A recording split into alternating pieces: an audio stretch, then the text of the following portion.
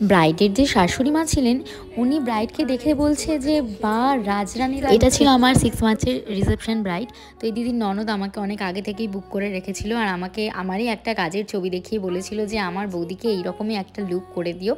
তো এই দিদিটার স্কিনে কিছু প্রবলেম ছিল, তাও আমি চেষ্টা করেছি 200% দেওয়ার, যাতে দিদির কোনো অসুবিধা না হয় সেই বুঝে আমি দিদির স্কিনের ওপর কাজ করেছি। একটু লাল লাল হয়ে গেছিলো, একটু ড্রাইনেস ভালোই ছিল ঠোঁটের চারিপাশে, তোমরা দেখতেই পাচ্ছ, হয়তো ভিডিওতে বোঝা যাচ্ছে। আমি আমার 200% দিয়ে চেষ্টা করেছি যে যাতে দিদির কোনো অসুবিধা না হয় আর লুকটা যাতে ভালোভাবে আসে।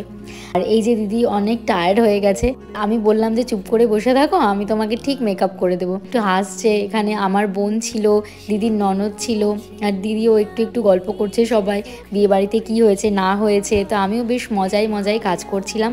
আর এরকমভাবে কাজ করলে এনভায়রনমেন্টটাও ভালো থাকে আর আমারও কাজ করতে অনেক সুবিধা হয়। তো এই যে হয়ে এসেছে প্রায়। তো তোমাদের কেমন লাগলো তোমরা আমাকে অবশ্যই জানাও। একটা একদম ওপেনের ওপর রাখতে চেয়েছিল, তো আমি একদম চেষ্টা করেছি যে সেই রকমই একটা লুক করে দেওয়ার। আর আমাকে বলেছিল যে আই মেকআপ কেমন হবে নাম হবে সেটা তুমি ডিসাইড করবে, আর চুলটা প্লিজ আমাকে এই ছবিটার মতো করে দেবে। তো আমাকে একটা ছবি দেখিয়ে দিয়েছিল আর একদম আমি ওই রকমই হেয়ারস্টাইল এর আগের একটা রিসেপশন ব্রাইডে করেছিলাম।